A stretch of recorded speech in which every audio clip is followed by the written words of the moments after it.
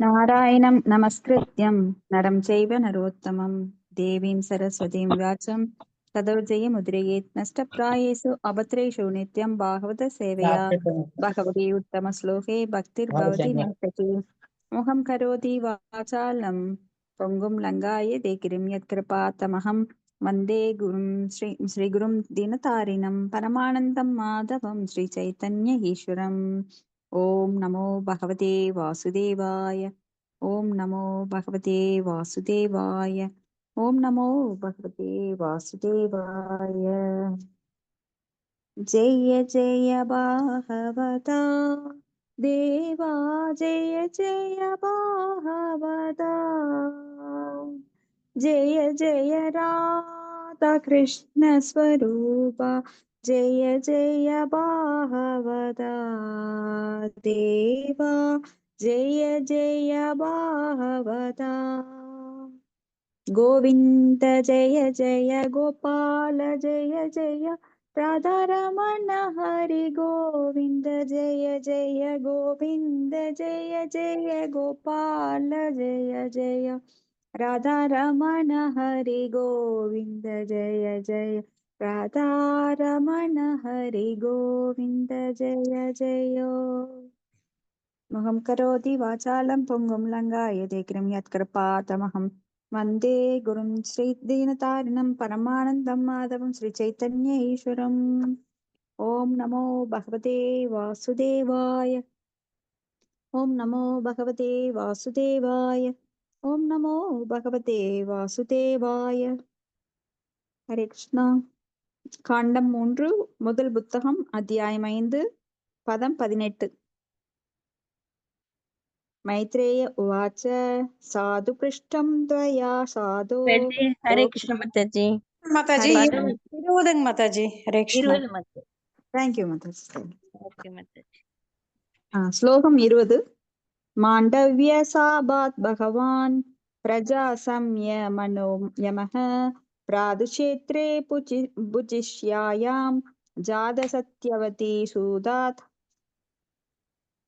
படிங்க மாதாஜி हरे कृष्ण படிக்கிட்டுங்களா மாதாஜி? நான் படிக்கிறேன் மாதாஜி. படிங்க. ஓகே. பதம் ஓம் நம பகவதே வாசுதேவாய ஓம் நம பகவதே வாசுதேவாய ஓம் நம பகவதே வாசுதேவா. பதம் 20. ஒரு இது கூட படிக்கணுமா மாதாஜி? மகாரிஷியான மண்டல முனிவர் அதெல்லாம் மொழிபெயர்ப்புலேருந்து படிங்க மாதாஜி. சரி. ஏசி பக்திவேதாந்த சுவாமி ஸ்ரீல பிரபுபாதருக்கு ஜெய். மொழிபெயர்ப்பு பிளஸ் பொருளுரை. முன்பு நீர் ஜீவராசிகளின் மரணத்திற்கு அதிபதியான யமராஜன் என்பதையும் மாண்டவிய முனிவரின் சாபத்தால் இப்பொழுது விதுரராக பிறந்திருக்கிறார் சத்தியவதியின் மகனான வியாச தேவருக்கும் அவரது சகோதரின் வைப்பு மனைவிக்கும் பிறந்தவர் என்பதும் நன்கறிவேன். பொருளுரை. மாண்டல்ய முனிவர் ஒரு மகாமுனிவராக இருந்தார். பாகவதம் 1.13.1 விதுரர் முன்பு மரண தேவனான யமராஜனாக இருந்தார். ஜீவராசியில் மரணத்திற்கு பின் அவர்களுக்கு அவர் பொறுப்பாளியாக இருந்தார். பிறப்பு, பராமரிப்பு, மரணம் ஆகிய இம்மூன்றும் ஜடவுலகில் உள்ள ஜீவராசிகளின் 3 பந்தப்பட்ட நிலைகள் ஆகும். ஒருமுறை பிள்ளை பிரயாயத்தில் மாண்டவிய முனிவர் செய்த தீய செயலுக்காக அவரை ஈட்டியால் துடைக்கும்படி யமராஜன் உத்தரவிட்டார். தமக்கு மிதம் மிஞ்சிய தண்டனை அளித்ததாக என் யமராஜரிடம் கோபம் கொண்ட மாண்டவிய முனி அவரை ஒரு சூத்திராக பிறக்கும்படி சாபித்து விட்டார். இவ்வாறாக விசித்திர விரியனின் வைப்பு மனைவியின் கர்ப்பத்தில் விசித்திரின் விரியனின் சகோதரான வியாச தேவருக்கு அவர் மகனாக பிறந்தார். பீஷ்மதேவரின் தந்தையான சந்தனன் மகாராஜனுக்கும் சத்தியவதிக்கும் பிறந்தவர் வியாசதேவர். மைதிரேயர் முனி வியாசதேவரின் நம்பனாக இருந்ததால் விதுரரை பற்றி இந்த ரகசியத்தை அவர் அறிந்திருந்தார். விதுரர் ஒரு வைப்பு மனைவிக்கு பிறந்தவர் என்ற போதிலும் வியாசதேவர் தந்தையாக கொண்டிருந்ததால் பகவானின் மிக சிறந்த பக்தராகும் தகுதியை பெற்றிருந்தார். இத்தகைய ஒரு உயர்ந்த குடும்பத்தில் பிறப்பானது பக்தி ஓய்வை பெறுவதற்கு அனுகூலமாக இருக்கும் என்பதை புரிந்து கொள்ள வேண்டும். விதுரரின் முற்பெருமின் காரணத்தால் அவருக்கு இவ்வாய்ப்பு அளிக்கப்பட்டது. ஹரே கிருஷ்ண மாதாஜி, தேங்க்யூ. ஹரே கிருஷ்ணா மாதாஜி, தேங்க்யூ மாதாஜி. அப்ப இங்க வந்து விதுரர் மைத்ரேயரை சந்தித்து ஆன்மீகம் பற்றிய கேள்விகள், பகவானை பற்றிய கேள்விகளை கேட்கின்றார். எதற்காகன்னா அவருக்கு தெரியாத ஒன்றும் கிடையாது. அவர் வந்து நமக்காக, மனிதர்களுக்காக நாமெல்லாம் பக்தியில மேம்பட வேண்டும், பகவானிடம் போய் சேர வேண்டும் என்பதற்காக. விதுரர் வந்து யாருடைய அம்சம் அப்படின்னா யமராஜருடைய அம்சம். அவர் வந்து இந்த அரியமா யமலோகத்தை பார்ப்பவர். அரியமா அப்படிங்கிற லோகம் யமலோகம், அதை பார்க்கிறவர் தான் விதுரர். இப்போ தேவர்கள், உயர்ந்த தேவர்கள் எல்லாம் ஒவ்வொரு பொறுப்புகள் கொடுக்கப்பட்டிருக்காங்க. காற்றுக்கு ஒரு தேவர், நதிகளுக்கு ஒரு தேவதை, இப்படி தேவர்கள் 33 கோடி தேவர்கள் இருக்காங்க. அதுல ஒருவர் தான் யமராஜர். அப்ப அந்த தேவர்கள் பொசிஷன்ல வந்து முதல் ஸ்டேஜ், 2வது ஸ்டேஜ், 3வது ஸ்டேஜ், அப்படி நிறைய ஸ்டேஜஸ் இருக்கு. தேவர்கள்னா எல்லாருமே மேல இருப்பாங்கன்னு இல்ல, அதுலயும் கீழே ஸ்டெப் பை ஸ்டெப்பா கீழே இருக்கிற தேவர்கள், அதுக்கும் மேல இருக்கிற தேவர்கள், அந்த தேவர்களுக்கும் தேவர்கள், அப்படி பல பேர் இருக்காங்க. அப்ப யமராஜன் வந்து அந்த யமலோகத்திற்கு அதிபதி, தண்டனை கொடுப்பவர். அப்ப வந்து அவர் வந்து ரொம்ப கரெக்டா இருப்பார்.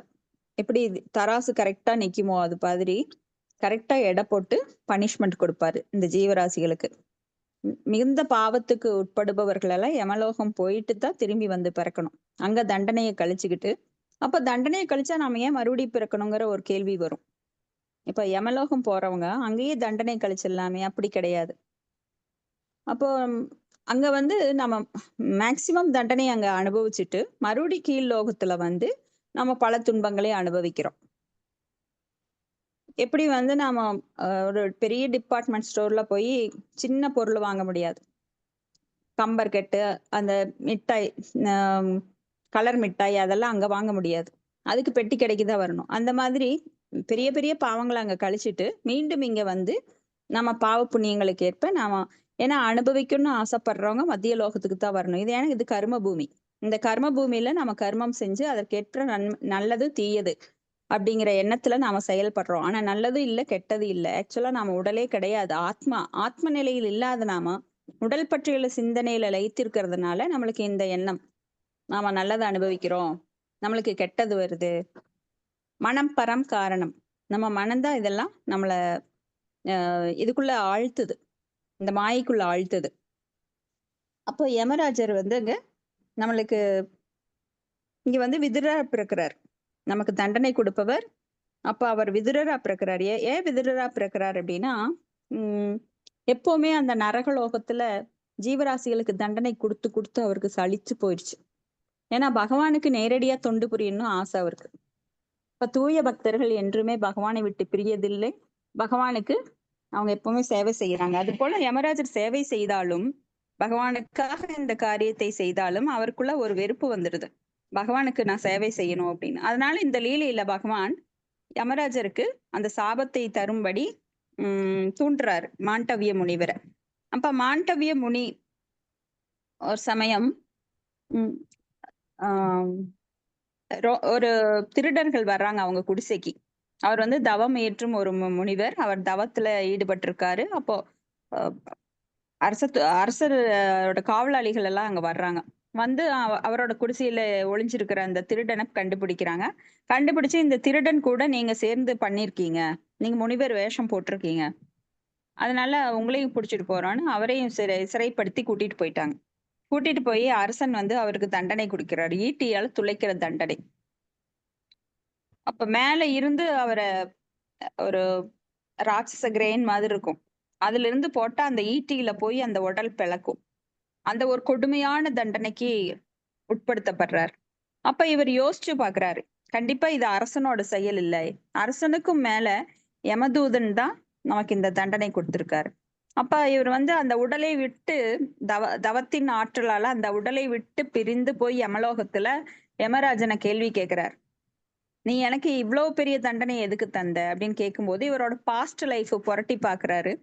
அதுல வந்து நீங்க வந்து பூச்சிகளை, விட்டில் பூச்சி, அந்த சின்ன சின்ன பூச்சிகளை சின்ன வயதுல, ஒரு நினைவு தெரியாத வயதுல இறக்கையெல்லாம் பிச்சு அதையெல்லாம் குத்தி குத்தி கொன்னு இருப்பார்.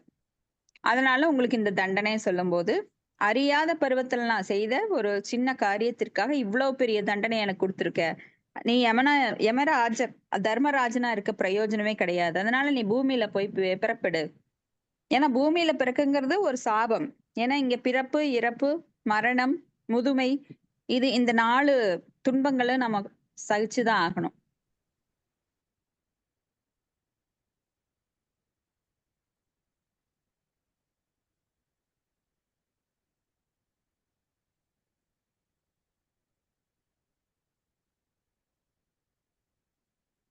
இருக்கிறாருங்கிறது ஒரு பெரிய ஒரு பிளஸ் பாயிண்ட். அப்போ இவர் பக்தராகவே இருக்கின்றார்.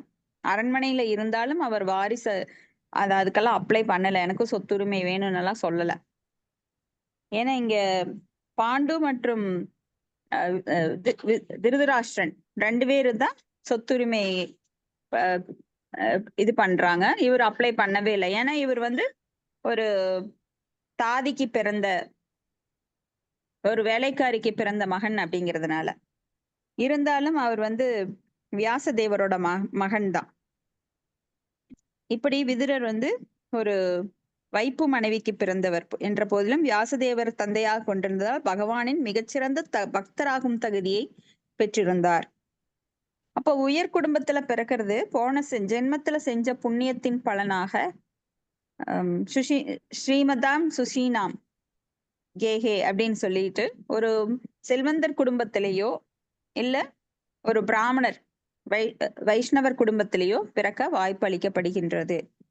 அதனால பக்தி ரொம்ப சுலபமாகும். இப்ப நீங்க பக்தர் அல்லாத குடும்பத்துல பிறந்து பக்தி பண்றது எவ்வளவு கஷ்டங்கிறது பிராக்டிக்கலா நீங்க பார்க்கலாம். பக்தி பண்றது ரொம்ப கஷ்டம் பக்தர் அல்லாத குடும்பத்துல பிறக்கும் போது. அந்த வாய்ப்பு சிறு வயதுல இருந்தே நீங்க பக்தரோட குடும்பத்துல பிறக்கும் போது பக்தி பண்றக்குரிய வாய்ப்பு சிறு வயதுல இருந்தே கிடைக்கும். ஏன்னா அவங்க எல்லா வேதங்களையும் ஓதுபவர்களாக இருப்பாங்க. பகவான் விக்கிரக வழிபாட்டுல ஈடுபட்டு இருப்பாங்க. குழந்தைகளை அதையெல்லாம் சொல்லி கொடுத்து பிராக்டிஸ் பண்ணி வளர்ப்பாங்க. ஆனா பக்தர் அல்லாத குடும்பத்துல போனீங்கன்னா எப்பவுமே அதெல்லாம் வாய்ப்பே கிடையாது. நீங்க பார்க்கலாம் பெரும்பாலான குடும்பங்கள்ல உண்பது, உறங்குவது, பராமரிப்பது, இனப்பெருக்கம் பண்ணுவது இதுலதான் போயிட்டு இருக்கு. இப்ப பக்தர்கள் அந்த மாதிரி கிடையாது. ஏன்னா ஒரு சின்ன பக்தி பண்ணா கூட அடுத்த பிறவியில நாம அந்த பக்திக்கு பல மடங்கு பயன் தரும் வகையில பகவான் நம்மளுக்கு அந்த வாய்ப்பை கொடுக்கின்றார். நேகாபிக்கிரமணாஸ்தோஸ்தி பிரத்யவாயோ நாவித்யதை ஸ்வல்பமப்யஸ்ய தர்மஸ்ய திராயதோ மகதோ பயாத். அடுத்தது பதம் 21. பகவான் பகவதோ நித்யம் சம்மத சானுகஷ்யஹ யஸ்ய ஜானோபதேசாய மாதிசச் பகவான் பிரஜன். ஹரே கிருஷ்ணா மாதாஜி. நான் படிக்கிறேன் மாதாஜி. ஹரே கிருஷ்ணா. மொழிபெயர்ப்பு தொகுத்து வழங்கியவர் தெய்வ திரு ஆஷா பக்தி வேதாந்த சுவாமி பிரபுபாதர்க்கு ஜெய். பரமபுருஷ பகவான் அவரது வசிப்பிடத்திற்கு செல்லுகையில் உமக்கு ஞான உபதேசம் செய்வதற்காகவே என்னிடம் உபதேசங்கள் விட்டு சென்றனர். அத்தகைய நல்லாத்மாவான நேர் பகவானின் நித்திய சகாக்களில் ஒருவராவீர். பொருளுரை: மரணத்துக்கு பின் ஒரு ஜீவராசியின் அடுத்த பிறப்பை முடிவு செய்பவர் யமராஜன் ஆவார். அவர் பகவானின் அந்தரங்க பிரதிநிதிகளில் ஒருவர் என்பதில் சந்தேகமில்லை. ஆன்மீக உலகில் உள்ள பகவானின் நித்திய சகாக்களுக்கும் இணையான தூய பகவத் பக்தர்களுக்கும் இத்தகைய அந்தரங்கமான பதவிகள் அளிக்கப்படுகின்றன. அத்தகைய பக்தர்களில் ஒருவர் விதுரரும் ஒருவராக இருந்ததால் பகவானின் வைகுண்டத்திற்கு திரும்பும் பொழுது விதுரருக்காகவே மைத்ரேய முனிவரிடம் உபதேசங்கள் விட்டு சென்றார். ஆன்மீக உலகில் பகவானின் நித்திய சகாக்களாக உள்ளவர்கள் பொதுவாக பௌதிக உலகிற்கு வருவதில்லை.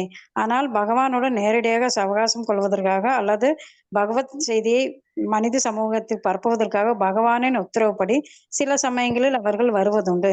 இவ்வாறு உன்னத சக்தி அளிக்கப்படும் பிரதிநிதிகள் சக்தி ஆவேச அவதாரங்கள் என்று அழைக்கப்படுகின்றனர். ஹரே கிருஷ்ணா மாதாஜி. நன்றி மாதாஜி.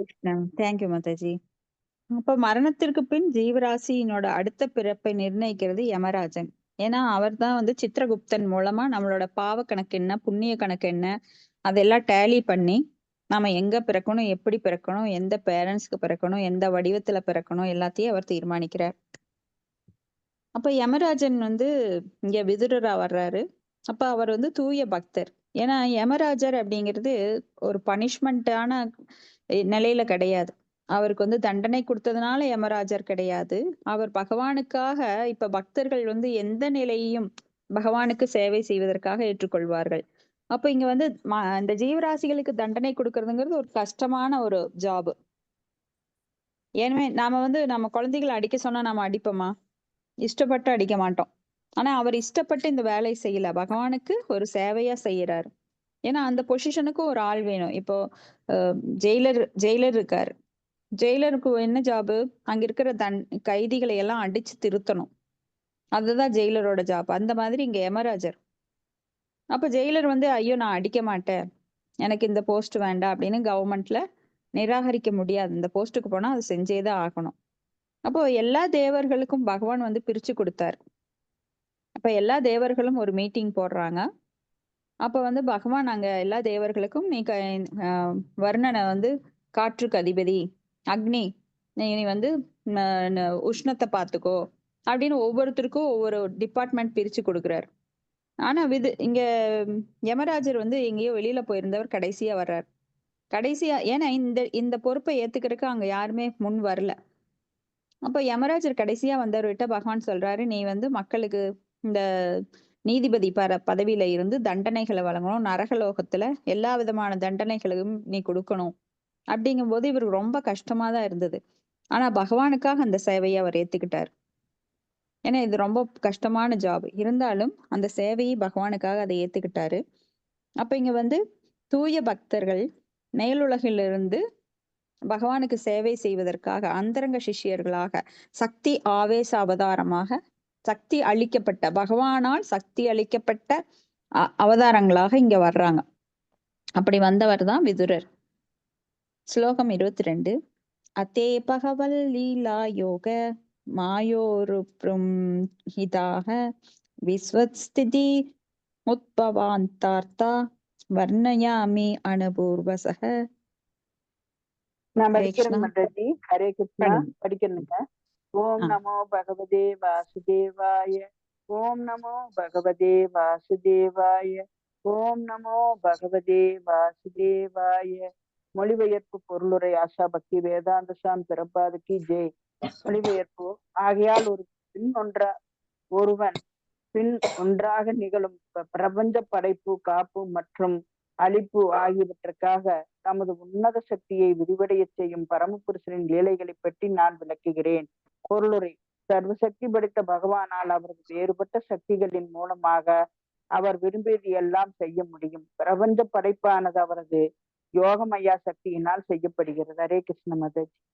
ஹரே கிருஷ்ண மாதாஜி. பகவானுக்கு பல வேறு சக்திகள் இருக்கின்றது. அதுல முக்கியமானது யோகமாயா, மகாமாயா, அந்தரங்க சக்தி, தடசர சக்தி, வெளிப்புற சக்தி அப்படின்னு பல சக்திகள் இருக்கிறது. அந்த யோகமாய் சக்தியினால இந்த பிரபஞ்ச படைப்பை அவர் மேற்கொள்கின்றார். அவர் வந்து புருஷ அவதாரங்களா வர்றாரு. அதுக்கப்புறம் 2வது படைப்பை அவர் வந்து பிரம்மாட்ட கொடுக்கிறாரு. அந்த சர்க்க அப்படின்ற படைப்பை முதல் படைப்பு சர்க்க, 2வது படைப்பு வந்து விசர்க பிரம்மாவுக்கு கொடுக்கப்படுது. அடுத்தது பதம் 23. பகவான் ஏக ஆஷேதம் அக்ர ஆத்மாத்மனாம் விபூக ஆத்மேச்சானுகதாவாத்மா நானாமதே உபலஷனஹ. படிக்கட்டுங்க. படிங்க மாதாஜி. படிங்க மகேஸ்வரி மாதாஜி படிங்க. நன்றி மாதாஜி. மொழிபெயர்ப்பு. அனைத்து ஜீவராசிகளுக்கும் இறைவனான பரமபுருஷர் படைப்பிற்கு முன்பே இரண்டற்ற ஒருவராக இருந்தார். அவரது விருப்பத்தினால்தான் சிருஷ்டி சாத்தியமாக்கப்பட்டு மீண்டும் அவருக்குள்ளேயே ஒடுங்குகிறது. இப்பரமாத்மாவான இவர் வெவ்வேறு பெயர்களால் குறிப்பிடப்படுகிறார். பொருளுரை. ஸ்ரீமத் பாகவதத்தின் 4 மூல பதங்களின் நோக்கத்தை மாமுனிவர் இங்கு விவரிக்க துவங்குகிறார்.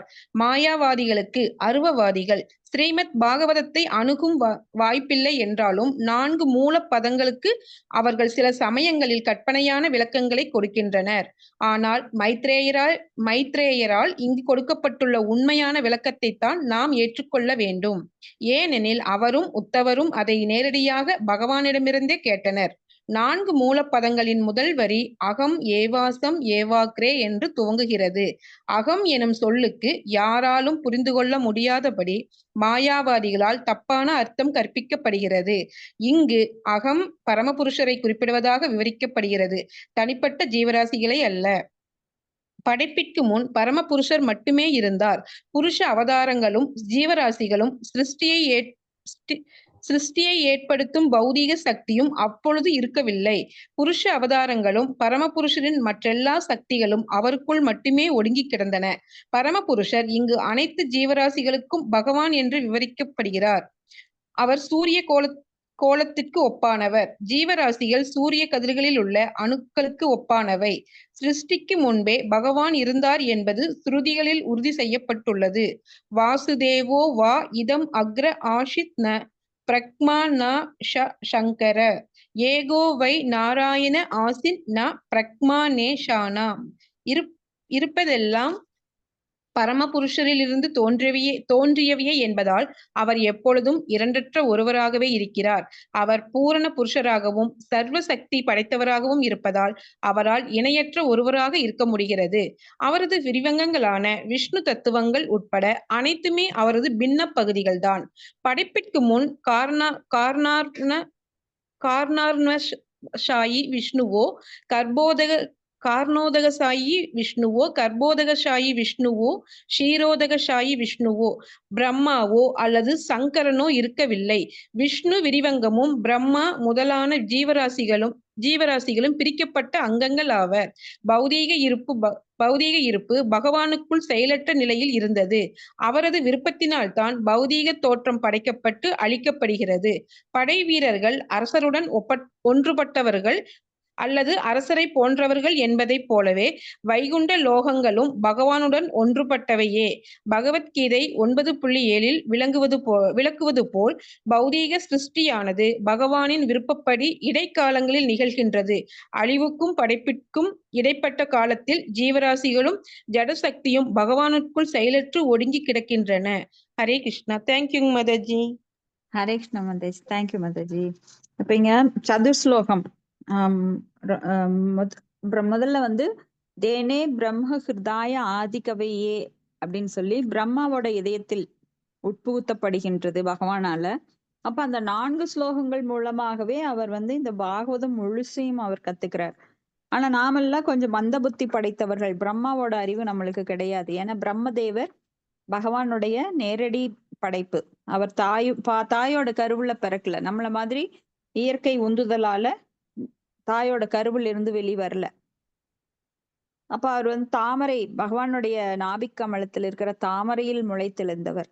அப்ப பகவான் அவரை முதலா உற்பத்தி செய்யறார். ஜீவராசிகள்ல முதல்ல ஜீவராசி அப்படின்னா பிரம்மதேவர்.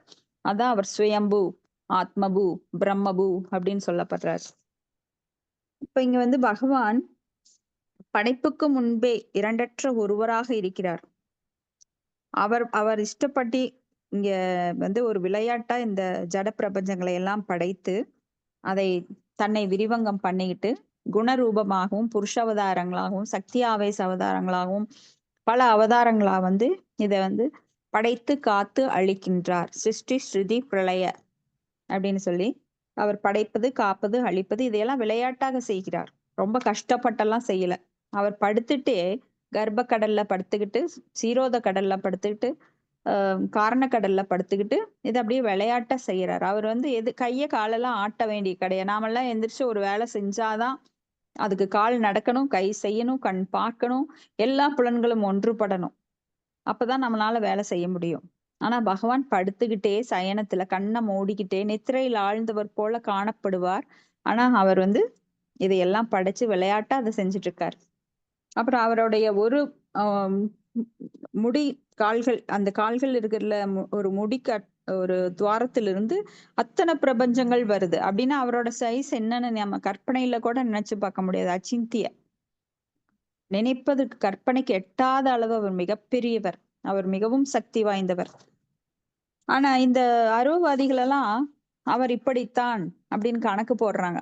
சிறு மூளையை வச்சுக்கிட்டு எப்படி ஒரு மலையில இருக்கிற ஒரு கடுகு போன்ற ஒரு சிறு துகள் நான் மலையை வந்து நான் நல்லா தெரிஞ்சிருக்கேன், இந்த மலையில எவ்வளவு அருவிகள் இருக்கு, எவ்வளவு செடிகள் இருக்கு, எவ்வளவு மரங்கள் இருக்கு, எவ்வளவு பூச்சிகள் இருக்கு, எவ்வளவு விலங்குகள் இருக்கு, எல்லாம் எனக்கு தெரியும் அப்படின்னு அந்த கடுகு சொல்ற மாதிரி இந்த அற்ப மனிதன் வந்து பகவானை பத்தி இது ஒரு சின்ன எக்ஸாம்பிள். ஆனா இதை விட கோடி மடங்கு அதிகம் நாம சொல்லணும். ஏன்னா நாம ஒரு பகவானோட ஒரு சின்ன பார்ட் அண்ட் பார்சல். ஆனா பகவானை பத்தி நம்ம புரிஞ்சுக்கிறதுக்கு இயலவே இயலாது. ஏன்னா பகவானுக்கே தெரியாது பகவானுடைய சக்திகள். அப்படிப்பட்ட பகவானை இந்த சிறு துகள்களான நாம அற்ப ஜீவராசிகள் கணக்கிடுறாங்க.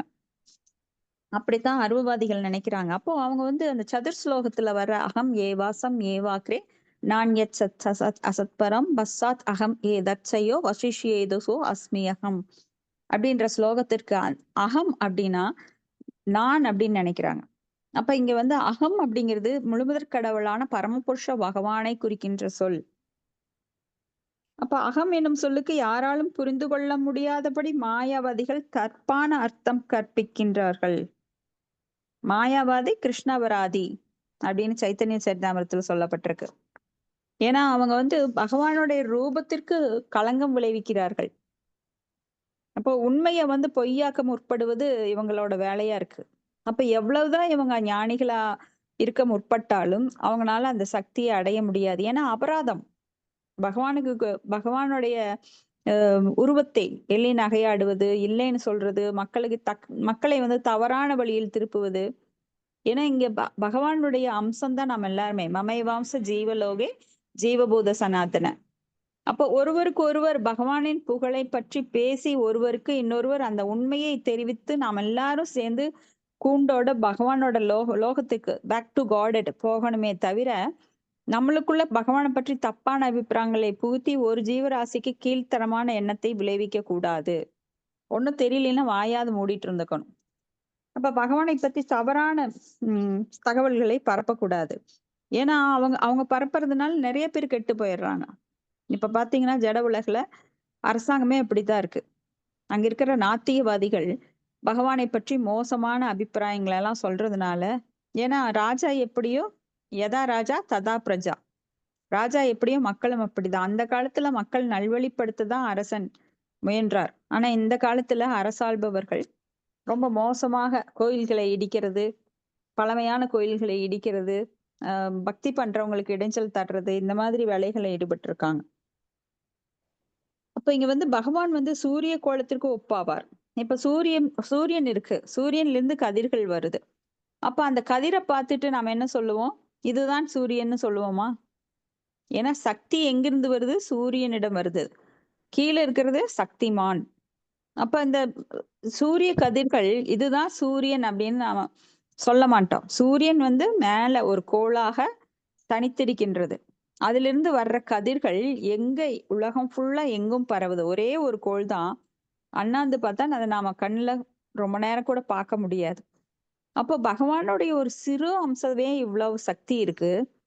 அந்த சூரிய கதிர்கள் வந்து எல்லா இடங்களிலும் பரவி இருக்கிறது. ஆனா எங்க இந்தியால மட்டும் ஒரு சூரியன் இருக்கு, சைனால ஒரு சூரியன் இருக்கு, ஜப்பான்ல ஒரு சூரியன் இருக்கு அப்படின்னு சொல்றவங்க முட்டாள். அப்ப கடவுள் ஒரே ஒருவராக இருக்கிறார். ஆனா பலவாறாக எப்படி சூரிய கதிர்கள் வேற வேற இடங்கள்ல பலவேறாக பரவி இருக்கிறதோ அது போல பகவானுடைய சக்தி பலவேறாக பல்வேறு இடங்கள்ல பரவி இருக்கிறது. அப்ப இங்க ஜீவன்கள் எல்லா ஜீவன்களும் எல்லா பக்கமும் பரவி இருக்கு. இப்ப உயிர் இல்லாத இடமே கிடையாது. சர்வகதா எங்கும் பரவி இருக்கிறது. அப்ப அந்த உயிர்வாளிகளுக்குள்ள பரமாத்மாவாக பகவான் எங்கும் வீற்றிருக்கிறார். அப்ப எப்படி இந்த உடலுக்கு பரமாத்மா அவசியமோ அது போல இந்த ஜட உலகிற்கும் பரமாத்மா இருந்தால் மட்டுமே அது இயங்கும். அப்ப இந்த உலகம் சுற்றுகிறது. அப்ப இந்த உலகம் சுற்றுறதுனால இந்த தண்ணீர் அது கீழே விழுந்து பாதாளத்துக்குள்ள விழுந்து போகல. அப்ப அதுல இருக்கிற தண்ணீர் எல்லாம் இறைஞ்சு போகல. எப்படி ஒரு மாயம் போல அந்த கோள்கள் எல்லாம் மேல இயங்குது. அப்ப அதுக்கு காரணம் பகவானுடைய அந்த சக்தி தான்.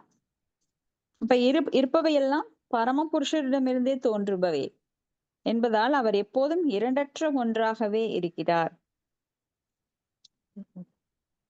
இப்ப அவரது விரிவங்கமான விஷ்ணு தத்துவங்கள் உட்பட அனைத்துமே அவரது பின்ன பகுதிகள் தான். பகவான் வந்து பலவேறாக தன்னை விரிவங்கம் பண்ணிக்கிறார். காரணோதக சாயி விஷ்ணு, கர்ப்போதக சாயி விஷ்ணு, சீரோதக சாயி விஷ்ணு அப்படின்னு. பிரம்மாவாலோ அல்லது சங்கரனோ பகவான் வர்றதுக்கு முன்னாடி விஷ்ணுவோ பிரம்மாவோ சிவனோ யாருமே கிடையாது. ஒரே ஒருவராக இருந்தார். அனைத்தும் அழிந்த பின்னும் அவர் ஒருவரே ஒருவராக எஞ்சி இருப்பார்.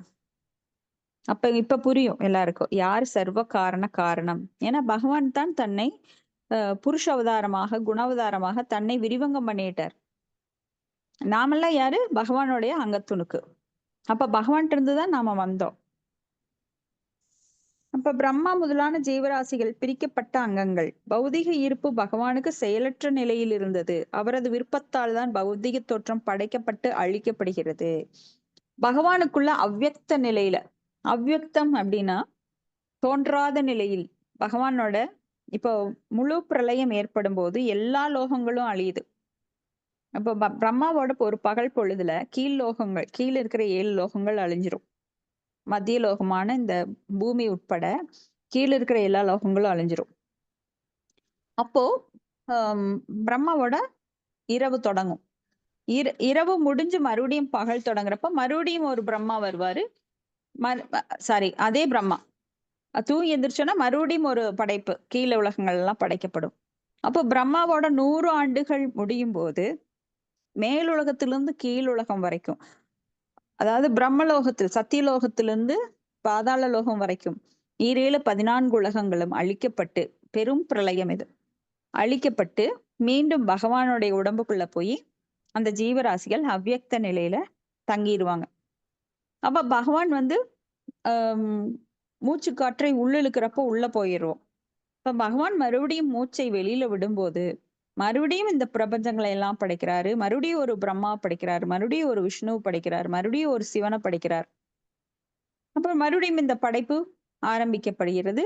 மறுபடியும் அதை படைப்பு விஷ்ணு பாதுகாக்க மறுபடியும் விஷ்ணு வர்றாரு. அதை அழிக்கிறதுக்காக மறுபடியும் சிவன் வர்றார், ருத்ரரா வர்றார். இப்படி மீண்டும் 100 வருஷத்துக்கு ஒரு தடவை பிரம்மா வந்துட்டே இருப்பாரு இல்லைங்களா? ஆமாங்க மாதாஜி. அது பிரம்மா ஒரே பிரம்மா கிடையாது. பிரம்மாவோட போஸ்டுக்கு யார் வேணா அப்ளை பண்ணலாம். அதாவது 78% நற்குணங்களை நீங்க கையாண்டீங்க அப்படின்னா நீங்க பிரம்மாவோட போஸ்டுக்கு நீங்க அப்ளை பண்ணலாம். எலெக்ஷன்ல எப்படி ஒரு தகுதி கேட்பாங்க இல்லைங்களா? இவ்வளவு படிச்சிருக்கணும், அவங்க ஜெயிலுக்கு போயிருக்க கூடாது, நற்குணங்கள் உடையவனா இருக்கணும், அவங்களுக்கு தான் சீட் கொடுப்போம் அப்படின்னு கவர்மெண்ட் ஒரு ரூல்ஸ் கொடுக்கும். அது போல இங்க பிரம்மா போஸ்டுக்கு அப்ளை பண்ணணும் அப்படின்னா 78% நற்குணங்களை கொண்டவர்களாக இருக்கணும். இல்ல நாம வர்ணாசிரம தர்மத்தை 100 ஜென்மங்கள் கரெக்டா கடைபிடிக்கிறவங்களா இருந்தா அந்த போஸ்ட் நம்மளுக்கு கிடைக்கும்னு சொல்றாங்க. அப்ப படை வீரர்கள் அரசருடன் ஒன்றுபடுபவர்கள் அல்லது அரசரை போன்றவர்கள் என்பதை போலவே வைகுண்ட லோகங்களும் பகவானுடன் ஒன்றுபட்டவையே. இப்போ படை வீரர்கள் எப்படி அரசருடன் ஒன்றுபட்டவர்கள், அரசருக்கு கீழே தான் இருக்காங்க. அது போல இந்த வைகுண்ட லோகங்கள் பகவானுடன் ஒன்றுபட்டவையே. அப்ப பகவானுடைய தாமம், ரூபம், குணம், லீலைகள், அங்க இருக்கிற சகாக்கள் எல்லாம் வேறுபட்டவர்கள் கிடையாது, பகவானுடன் ஒன்றுபட்டவர்கள். இப்ப பகவானின் விருப்பப்படி இடைக்காலத்தில் இது நிகழ்கின்றது. அப்ப பகவத்கீதை விளக்குவது போல பௌதிக சிருஷ்டியானது பகவானின் விருப்பப்படி இடைக்காலங்களில் நிகழ்கின்றது. அழிவுக்கும் படைப்பிற்கும் இடைப்பட்ட காலத்தில் ஜீவராசிகளும் ஜடசக்தியும் பகவானுள் செயலற்று ஒடுங்கி கிடக்கின்றன. அப்ப அழிவுக்கும் படைப்பிற்கும் இடைப்பட்ட காலத்துல அப்போ இந்த அழிவு வர்றப்போ உடனே அவர் தொடங்குறது இல்ல, ஸ்டார்ட் பண்றது இல்ல. அப்போ நாம போய் அந்த தூங்குன்ற நிலையில, இப்ப தூக்கம் நாம பார்த்திருக்கோம், இரவு நேரத்துல நாம தூங்குறோம்.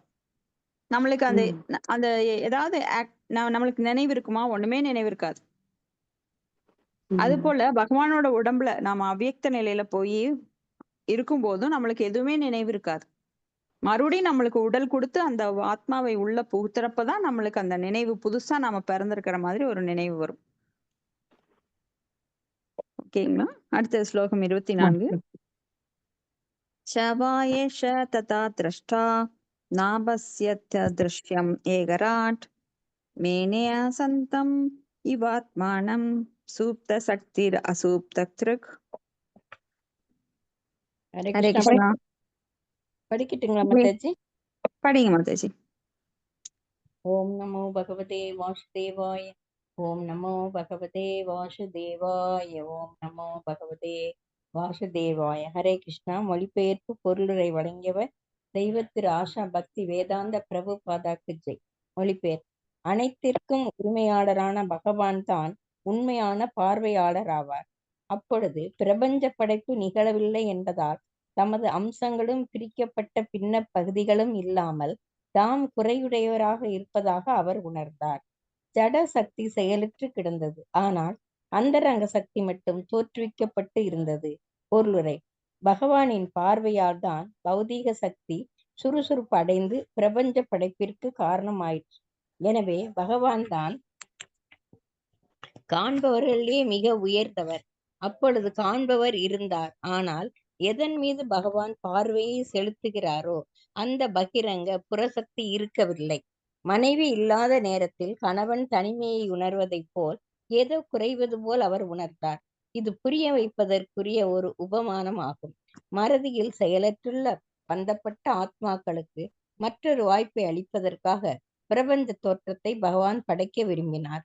பிரபஞ்ச தோற்றமானது பந்தப்பட்ட ஆத்மாக்கள் மீண்டும் பரமபதத்தை அடைவதற்கு ஒரு வாய்ப்பை கருணாமூர்த்தி என்பதால் பௌதீக தோற்றம் இல்லாததால் ஏதோ குறைவாக அவர் உணர்கிறார். இவ்வாறாக படைப்பு நிகழ்கிறது. அந்தரங்க சக்தி தோன்றிவிட்டது என்றாலும் பகிரங்க சக்தி உறங்குவது போல் காணப்பட்டது. இந்நிலை சுகம் அனுபவிப்பதற்காக உறங்கும் மனைவியை கணவன் எழுப்ப விரும்புவதை போன்றதாகும். உறங்கிக் கொண்டிருக்கும் பந்தப்பட்ட ஆத்மாக்களை விழிப்புறச் செய்து அவர்களுக்கு ஆன்மீக உணர்வை ஊட்டுவதே இதன் பொருளாகும். இவ்வாறாக வைகுண்ட லோகங்களில் உள்ள நித்திய முக்தர்களைப் போல் இவர்களாலும் பூர்ணத்துவம் அடைய இயலும். பகவான் சச்சித் ஆனந்த விக்கிரகம் என்பதால் அவரது பல்வேறு சக்திகளில் உள்ள ஒவ்வொரு பின்ன பகுதியும் ஆனந்தமயமான ரசத்தில் பங்கேற்க வேண்டும் என்று அவர் விரும்புகிறார். ஏனெனில் பகவானின் நித்திய ராச லீலையில் பங்கேற்பதுதான் ஆன்மீக ஆனந்தத்தையும் உன்னத அறிவையும் பூரணமாக கொண்ட மிக உயர்ந்த நிலையாகும். ஹரே கிருஷ்ண மாதாஜி. ஹரே கிருஷ்ண மாதாஜி. இப்போ மயா தக்ஷேன பிரகிருதிசு யதே சராச்சரம் ஹேதுநானேன கௌந்தேய ஜெகத் விபரி வர்த்ததே அப்படின்னு நம்ம பகவத்கீதையில பாக்குறோம். அப்ப பகவானுடைய பார்வையால் தான் பௌதிக சக்தி சுறுசுறுப்படைந்து பிரபஞ்ச படைப்புக்கு காரணமாகின்றது. இப்ப பகவான் தன் பார்வையாலேயே இந்த பௌதிக சிருஷ்டியை அவர் ஆரம்பிக்கிறார்.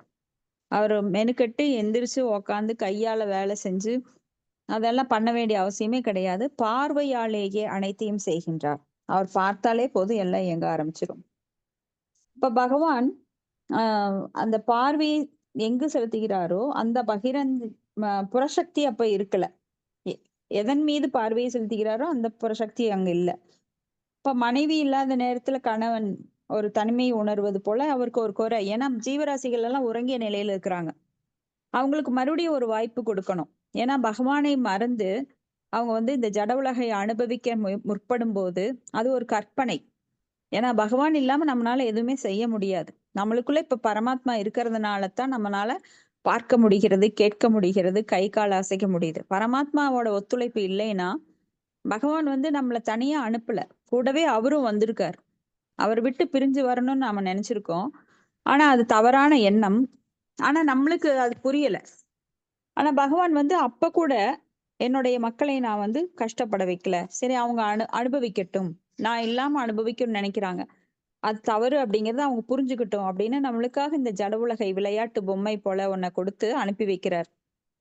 அப்ப தனியா அனுப்பல, உள்ள பரமாத்மாவா இருந்து உபத்ரஷ்டா அனுவந்தா பர்த்தா போக்தா மகேஸ்வரன்னு நம்மளுக்கு அனுமதிப்பாளராகவும் சாட்சியாகவும் இருக்கின்றார். அப்ப பகவான் எப்பவுமே சச்சித்து ஆனந்தமயமானவர். அப்போ பகவானுடைய பின்ன அங்கங்களான நமக்கும் அந்த சத்து சித்து ஆனந்தம் இயற்கையாகவே இருக்கின்றது. நித்திய சித்த கிருஷ்ண பிரேம சப்தகோகய. நம்மளுக்கு உள்ள அந்த உணர்வு இருக்கு. ஆனா அது வெளிப்படாம மறைக்கப்பட்ட நிலையில் நாம பகவத்கீதையில பார்த்த மாதிரி 3 நிலைகள்ல மறைக்கப்பட்டிருக்கு. கண்ணாடி தூசால் மறைக்கப்பட்டது போல, இன்னொன்னு குழந்தை கருவால் மூடப்பட்டது போல, இன்னொன்னு நெருப்பு என்னங்க, நெருப்பு நெருப்பு புகையால் மூடப்பட்டதுல போல. இப்ப 3 நிலைகள்ல நாம மறைக்கப்பட்டிருக்கு நம்மளோட சத்து சித்து ஆனந்தம். ஆனந்தமயோ அபியாஷாத். அப்ப ஆனந்தம் அப்படிங்கிற உணர்வு நமக்குள்ள இருக்கு. அதுதான் நம்மளுக்கு இப்ப பக்தி பண்ணும்போது வெளிப்படுது. அது சிறு அளவு வெளிப்படுது. அந்த சிறு அளவே நம்மளுக்கு அவ்வளவு திருப்தி தருது. ஏன்னா அது இயற்கையானது. நம்ம பகவானுடைய அங்கங்கள். பகவானை போன்றே நமக்கும் அதே உணர்வு இருக்கு. அதனால பகவான் எப்பவுமே ஆனந்தமா இருக்கார். நாமளும் ஆனந்தமாக இருக்க வேண்டியவர்கள். ஆனா மாயினால பீடிக்கப்பட்டு பொய்யான உணர்வால நாம் அந்த ஆனந்தத்தை இழந்து நிற்கின்றோம். அப்போ பகவானின் நித்திய ராசலீலைகள்ல பங்கேற்கிறது தான் ஆன்மீக ஆனந்தத்தையும் உன்னத அறிவையும் பூர்ணமாக கொண்ட மிக உயர்ந்த நிலை. அப்போ ராசலீலை அப்படின்னா இந்த பௌதிக நிலையோட அதை ஒப்பிட்டு பார்க்கவே கூடாது. அப்ப அது வந்து மிக மிக உன்னதமான திவ்யமான லீலை. அது மனித உணர்வுக்கு அப்பாற்பட்ட லீலை. அப்ப 10வது அத்தியாயத்தை வெகு விரைவா நாம படிக்கணும் அப்படிங்கிறது தாவக்கூடாது. மெதுவா கீழே பாதத்திலிருந்து தொடை, இடுப்பு, அப்படி மார்பு அப்படி போய் அப்புறம்தான் தலைபாகத்துக்கு போகணும். அடுத்தது பதம் 25. சாவா ஏதஸ்ய சம்திருஷ்டு சக்தி சத்தாத்மிகா மாயா நாம மகாபாக யயேதம் நிர்மமே விபுஹு. ஹரே கிருஷ்ணா. ராஜலட்சுமி படிக்கிறாங்களா? மாதாஜி படிங்க. படிக்கிறேங்க மாதாஜி. சரி. மொழிபெயர்ப்பு. பகவான் காண்பவர் காணப்படுவதான பகிரங்க சக்தி பிரபஞ்ச தோற்றத்தில் செயல் விளைவுகளாக செயற்படுகின்றது. சிறந்த பாக்கியசாலியான விதுரரே, இந்த பகிரங்க சக்தியானது மாயா எனப்படுகிறது. இச்சக்தியின் மூலமாகத்தான் முழு பௌதிக தோற்றமும் சாத்தியமாக்கப்படுகிறது. பொருளுரை. மாயா எனப்படும் பௌதிக இயற்கைதான் பிரபஞ்சத்தின் செயல் விளைவுகளுக்கு காரணம். ஆனால் எல்லா செயல்களுக்கும் உணர்வாக இருப்பவர் பின்னணியில் உள்ள பகவானே ஆவார். தனிப்பட்ட உடலில் அதன் எல்லா சக்திகளுக்கும் மூலமாக இருப்பது உணர்வு என்பது போல ஜட இயற்கையில் உள்ள எல்லா சக்திகளுக்கும் மூலமாக இருப்பது பகவானின் பரம உணர்வாகும். இது கீதையில் 9.10 பின்வருமாறு உறுதி செய்யப்பட்டுள்ளது. மயா யக்ஷேன பிரகிருதி சூயத்தே சராசரம் கேதுனானேன கௌந்தேய ஜகத் விபரி வர்த்ததே. ஜட இயற்கையில் உள்ள எல்லா சக்திகளிலும் பரமபுருஷரின் மேற்பார்வை உள்ளது. இவ்வுயர்ந்த காரணத்தினால்தான் ஜட இயற்கையின் எல்லா செயல்களும் நன்கு திட்டமிடப்பட்டவையாக காணப்படுகின்றன. அனைத்தும் ஒழுங்காக இயங்குகின்றன. ஹரே கிருஷ்ண மாதாஜி. தேங்க்யூ மாதாஜி. தேங்க்யூ மாதாஜி. அப்போ மனிதர்களால் இயக்கப்படுகின்ற இங்க சட்டங்கள் எல்லாத்துலயும் நாம பார்க்கலாம் எவ்வளவு ஓட்டைகள் இருக்கு. ஏன்னா மனிதர்களால் படைக்கப்படும் எதுவுமே, நிர்வகிக்கப்படும் எதுவுமே வந்து திறமையற்றதாக இருக்கின்றது. ஆனா பகவானுடைய இந்த படைப்பானது எவ்வளவு அற்புதமா செயல்படுது பாருங்க. நீர்வீழ்ச்சிகள் கரெக்டா அந்த நதியோட வழியில தான் அது போகுது. அது வந்து நாட்டுக்குள்ள வந்து தொந்தரவு பண்றது இல்ல. பகவானுக்கு எப்பயாவது கோபம் வரும்போது அந்த ஜட இயற்கை நமக்கு தண்டனை கொடுக்குது. நதிகள்ல இருந்தா தடம் புரண்டு வந்து இங்க எல்லாத்தையும் அழிச்சிட்டு போகுது. அதுக்கு மனிதர்கள் செய்கின்ற அந்த அக்கிரமங்கள் தான் காரணம். இப்ப சென்னையில எல்லாம் பாத்தீங்கன்னா குளம், ஏரி, குட்டை அதையெல்லாம் மூடி அது மேல வீட்டை கட்டி வச்சிருக்கிறாங்க. அப்ப தண்ணி வீட்டுக்குள்ள வந்துருச்சுங்கிறாங்க. தண்ணி இருக்கிற இடத்துல நீ போய் வீட்டை கட்டிக்கிட்டு தண்ணி எப்படி உங்க வீட்டுக்குள்ள வரும்? சோ எல்லா இடத்தையும் பிளாட் போட்டு வித்துக்கிட்டு அரசியல்வாதிகள் மக்களுக்கு இப்படி கேடு விளைவிக்கிறாங்க. மக்களும் அதை ஏமாந்து போய் அந்த இடங்களை எல்லாம் வாங்கி இப்போ குட்டைக்குள்ள வீடு கட்டிட்டு வீட்டுக்குள்ள தண்ணி வந்துருச்சுங்கிறாங்க. தண்ணிக்குள்ள போய் நீ வீட்டை கட்டிட்டு எப்படி மாத்தி சொல்றாங்க இல்லைங்களா? அது போல யானை தடத்தை மறைச்சிட்டு காட்டுல யானை இங்க வந்து பூந்துருச்சுங்கிறாங்க. நீங்க யானை இருக்கிற இடத்துல போய் நீங்க வீடு கட்டிட்டீங்க. இப்படி எல்லாமே தலைகீழா நடந்துகிட்டு மக்கள் ஒருத்தர் குறை சொல்றாங்க. ஆனா பகவானுடைய அந்த ஜட இயற்கையில் உள்ள எல்லா சக்திகளும் பரமபுருஷரோட மேற்பார்வையில தான் இருக்கு. அதனாலதான் இங்க எல்லாமே சரியா நடக்குது. உலகம் வந்து சுழன்று கொண்டு இருக்கிறது. கோள்கள் நம்மளுக்கு சந்திரன் கரெக்டா நைட்ல வருது, குளிர்ச்சியை தருது. வெப்பம் இருந்தா மட்டும்தான் இந்த உலகத்துல ஜீவராசிகள் வாழ முடியும். சூரியன் உதிக்கின்றது, அந்த வெளிச்சத்தை தருது. வெளிச்சம் இல்லாம நாம இருட்டுல இருக்க முடியாது. இப்படி எல்லாமே அந்த இயற்கையோட கட்டுப்பாடு பகவானுடைய கண்ட்ரோல்ல இருக்கிறதுனால தேவர்கள் அது பகவானுக்கு கட்டுப்பட்டு அவங்க வேலையை செய்யறதுனால காற்று சரியா அடிக்குது. இப்ப காற்று ஒரு 5 நிமிஷம் நின்னானா நம்ம எல்லாம் மூச்சு திணறி இறந்துருவோம் இல்லைங்களா? ஆமாங்க. அப்போ வர்ண பகவான் கரெக்டா அவர் வேலையை செய்யறார். சூரியன் ஒவ்வொரு கோள்களும் அதன் வேலையை சரியா செய்யறதுனால தான் நம்மளால இங்க ஜீவிக்க முடியுது. அப்ப பகவான் தான் அதை திட்டமிட்டு சரியா செய்யறார். ஸ்லோகம் 26.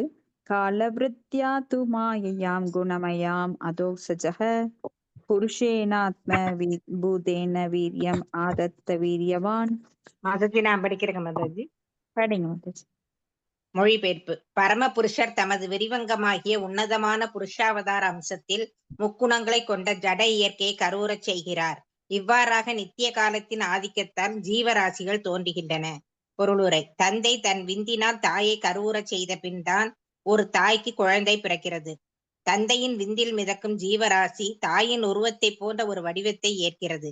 அதை போலவே தாயான ஜட இயற்கையை தந்தையான பகவான் கருவுறச் செய்யவில்லை என்றால் தாயினால் தன் மூலப்பொருட்களை கொண்டு எந்த ஜீவராசியையும் உற்பத்தி செய்ய முடியாது. இதுதான் ஜீவராசிகளை உற்பத்தி செய்வதில் உள்ள ரகசியமாகும். இந்த விந்தளிக்கும் முறையானது முதல் புருஷாவதாரமான காரணார்ந்த சாயி விஷ்ணுவால் செய்யப்படுகிறது. ஜட இயற்கையின் மீது அவர் பார்வை செலுத்துவதாலேயே இது நிறைவேறி விடுகிறது. பரம புருஷரால் ஜீவராசிகள் உற்பத்தி செய்யப்படும் இம்முறை நம்முடைய உடலுறவின் மூலமாக நாம் கருத்தரிக்க செய்வதை போன்றது என்று தப்பாக புரிந்து கொள்ளக்கூடாது. சர்வசக்தி படைத்த பகவானால் அவரது கண்களாலேயே கருத்தரிக்க செய்ய முடியும். எனவேதான் அவர் சர்வ வல்லமையுடையவர் என்று அழைக்கப்படுகிறார். அவரது உன்னத உடலில் உள்ள ஒவ்வொரு உறுப்பும் மற்ற உறுப்புகளின் எல்லா செயல்களையும் செய்யக்கூடியதாகும். பிரம்ம சம்ஹிதை 5.32 இதை உறுதி செய்கிறது. அங்காணியஸ்ய சகலேந்திரிய விருத்திமந்தி. பகவத்கீதையும் 14.3 இதை உறுதி செய்கிறது. மமயோ நீர்மகத் பிரக்மதஸ்மின் கற்பம் ததாமி அகம். பிரபஞ்ச படைப்பு தோற்றுவிக்கப்பட்டதும் ஜீவராசிகள் நேரடியாக பகவானாலே உற்பத்தி செய்யப்படுகின்றன. அவை ஒருபொழுதும் ஜட இயற்கையிலிருந்து உற்பத்தியானவை அல்ல. இவ்வாறாக பௌதிக விஞ்ஞான முன்னேற்றத்தால் ஒரு ஜீவராசியை நிச்சயமாக உற்பத்தி செய்ய முடியாது. பௌதிக சிருஷ்டியின் ரகசியமே இதுதான். ஜீவராசிகள் ஜடத்திற்கு அந்நியமானவை என்பதால் பகவானைப் போல் ஆன்மீக வாழ்வில் நிலை பெற்றிருந்தால் அல்லாது அவர்களால் மகிழ்ந்திருக்க முடியாது. இந்த இயல்பான வாழ்வு நிறையை மறந்துள்ள ஜீவராசி ஜட உலகில் மகிழ்ச்சியுடன் இருக்க முயன்று தேவையில்லாமல் தன் நேரத்தை விரயம் செய்கிறான். இதை பற்றி ஒருவனுக்கு நினைவூட்டுவதே வேதங்களின் நோக்கமாகும். பந்தப்பட்ட ஆத்மாவின் பெயரளவையான சுகபோக வாழ்வுக்காக பகவான் அவனுக்கு ஒரு ஜட உடலை அளிக்கிறார். ஆனால் நிலைமையை உணர்ந்து ஆன்மீக உணர்வுக்கு ஒருவன் திரும்பவில்லை என்றால் படைப்பின் துவக்கத்தில் இருந்த தோற்றமற்ற நிலையில் மீண்டும் அவனை பகவான் வைத்து விடுகிறார். பகவான் இங்கு மிகவும் சக்தி வாய்ந்த ஜீவன், வீரியவான் என்று விவரிக்கப்படுகிறார். ஏனெனில் நினைவிற்கெட்டாத காலத்திலிருந்து பந்தப்பட்டுள்ள எண்ணற்ற ஜீவராசிகளை கொண்டு ஜட இயற்கையை அவர் கருவுறச் செய்கிறார். ஹரே கிருஷ்ணா. தேங்க்யூ மாதாஜி. ஹரே கிருஷ்ணா.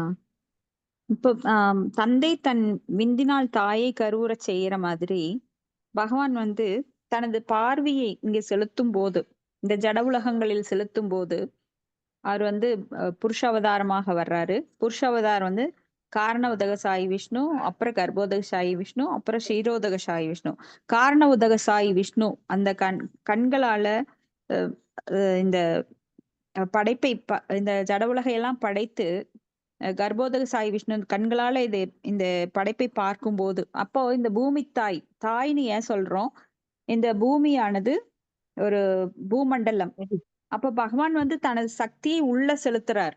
எப்படி ஒரு தாய்க்கு தந்தை கருவூட்டுவதை போல பகவான் இந்த பூமிக்குள்ள தனது சக்தியை செலுத்தினால் மட்டுமே இந்த கோள்கள் எல்லாம் இயங்க ஆரம்பிக்குது.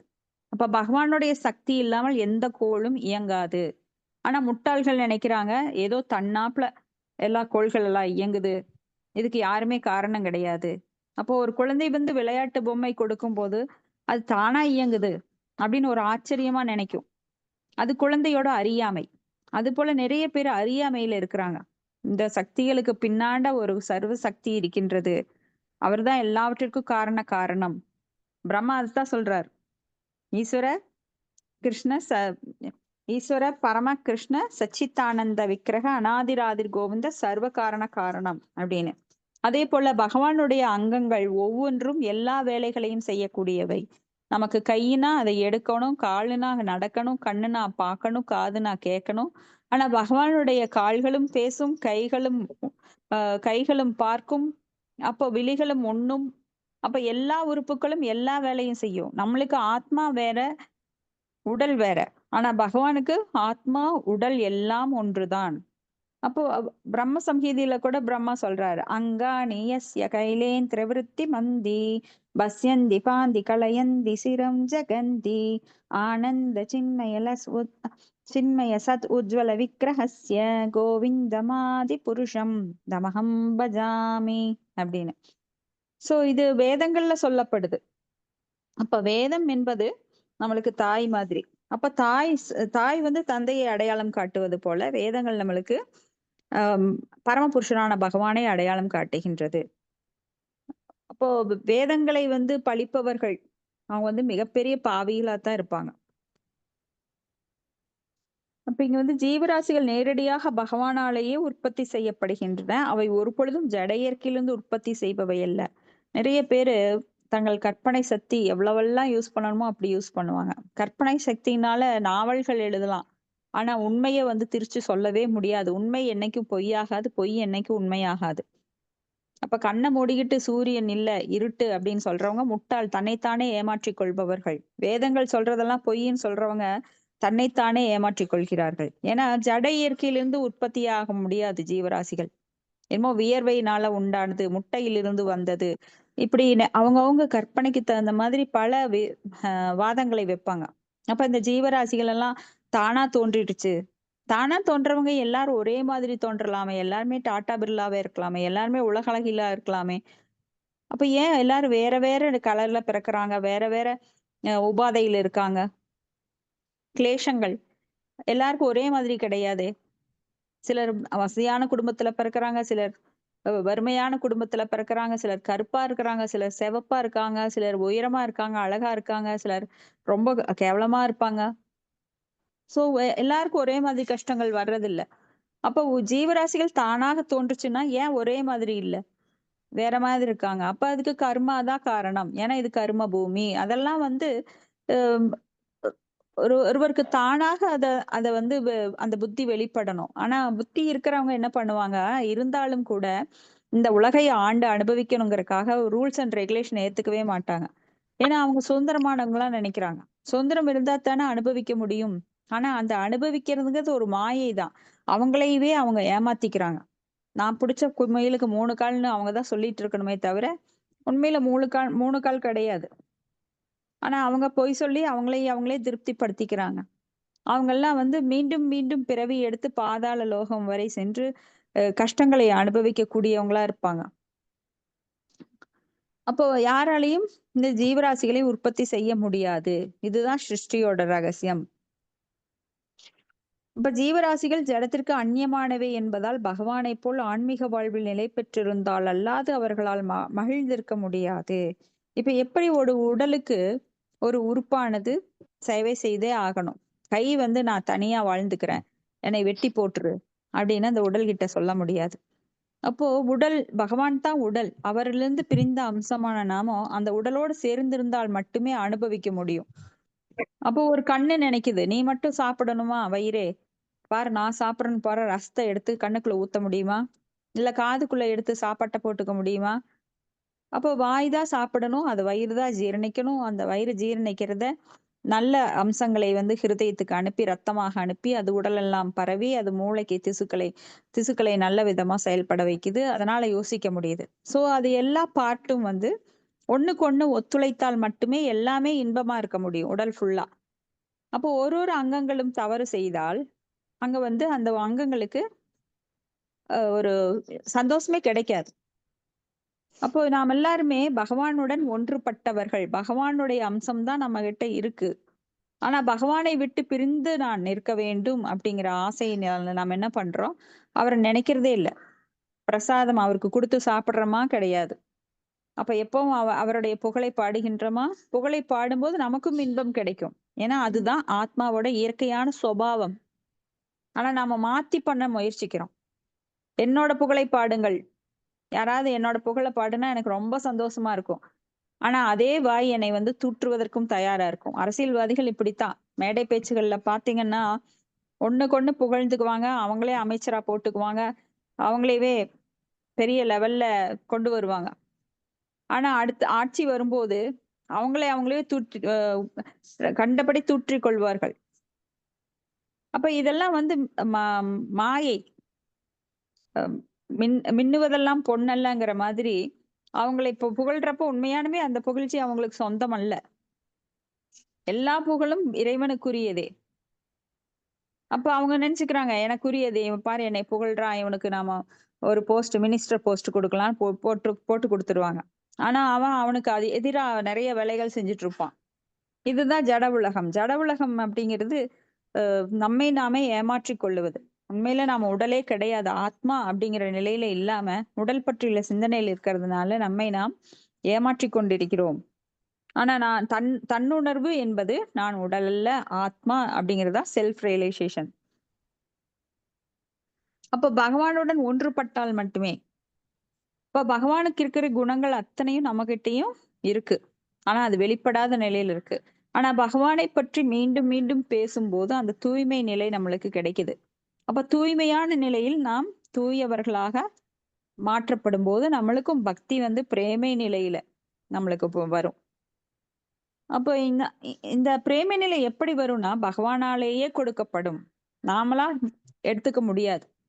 அப்போ இதுக்கு பக்தர்கள் சங்கம் ரொம்ப ரொம்ப அவசியம்.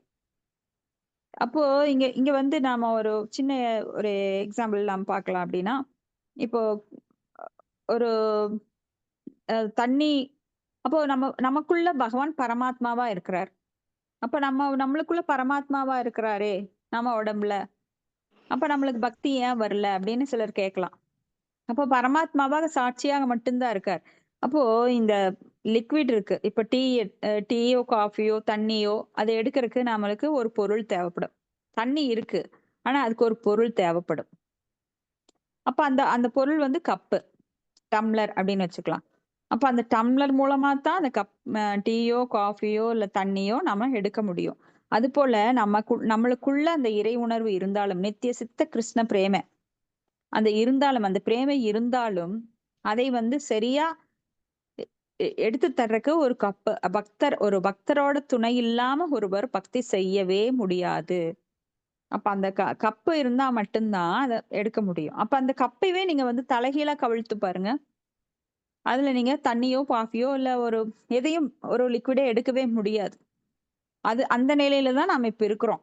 அதாவது வைதி பக்தி பண்றோம், ஆனாலும் அது அந்த பிரேமை வந்து தன்னாக ஸ்பான்டேனியஸா இன்னும் வரல, தானாக துளிர்த்து வரல. இப்ப பகவானை விட்டு பிரிஞ்சிருக்கேன், இந்த ஜட உலகத்துக்கு அவரை விட்டு பிரிஞ்சு வந்திருக்கிறேங்கிற துக்கம் என்கிட்ட கிடையாது. ஸோ அது வரணும் அப்படின்னா பக்தர்களோட சங்கம் ரொம்ப ரொம்ப அவசியம். அப்ப நினைவு கெட்டாத காலத்திலிருந்து பந்தப்பட்டுள்ள எண்ணற்ற ஜீவராசிகளை கொண்டு ஜட இயற்கையை அவர் கருவுறச் செய்கின்றார். இப்போ பந்தப்பட்ட நிலையில இருக்கோம். பந்தம் அப்படின்னா என்ன? இது என் நிலம், இது என் மனைவி, இது அதாவது ஒவ்வொருத்தரும் என்ன நினைக்கிறோம் அப்படின்னா, இந்த நிலையில்லாத உலகுல எனக்கு நிலையா எல்லாம் வேணும். நிலையான ஒரு மனைவி வேணும்னு நினைக்கிறாங்க, நிலையா ஒரு கணவன் வேணும்னு நினைக்கிறாங்க, நிலையாக ஒரு பிள்ளை வேணும், நிலையா எனக்கு ஒரு வீடு வேணும், மாறாத எனக்கு ஒரு நிலம் வேணும். ஆனா எல்லாமே இங்க மாற்றத்திற்கு உட்பட்டது, எல்லாமே அழிவுக்குட்பட்டது. ஆனா அந்த மூட மனது அதை மறுக்குது. இல்ல, நீ உயிரோடு இருப்ப, இன்னும் நிறைய நாள் இருப்ப, நிறைய திட்டங்களை தீட்டு, நிறைய சம்பாரி, நிறைய புகழ் தேடு, உன்னை வந்து பலரும் புகழணும், உனக்கு எந்த கஷ்டமும் வரக்கூடாது, அந்த அளவுக்கு நீ உன்னை பாதுகாத்துக்கோ அப்படின்னு இந்த மனம் தூண்டுது. ஆனா கஷ்டங்கள் இயற்கையானது. ஜட உலகை டிசைன் பண்ணப்பட்டதே அப்படித்தான், துக்க ஆலயம். ஆனா நான் அதையெல்லாம் மீறி வரணும்னு நான் நினைக்கிறேன். யாரும் என்னை திட்டக்கூடாது, எல்லாரும் என்னை புகழணும். அதையெல்லாம் பொய் புகழ்ச்சி. ஏன்னா புகழ என்பது பகவானுக்குரியது. நாம கஷ்டப்படாம இருக்கணும்னு நினைக்கிறோம், ஆனா கஷ்டத்துக்குரியதுதான் இந்த உலகம். இது எல்லாம் ஏற்றுக்கொள்ள இந்த மனம் மறுக்கும் போது நம்மளுக்கு துன்பம் உண்டாகுது. அப்போ இந்த டிஃபரன்ஸ் தான் நம்மளுக்கு. உண்மையை ஏத்துக்கிற அந்த மனசு, அந்த பொய்யான மாயை நம்மளை ஆட்டுவிக்கும் போது நாம துன்பத்தின் பாதையிலேயே இருக்கின்றோம். ஹரே கிருஷ்ணா. ஓரளவுக்கு உங்களுக்கு புரிஞ்சிருக்கும்னு நினைக்கிறேன்.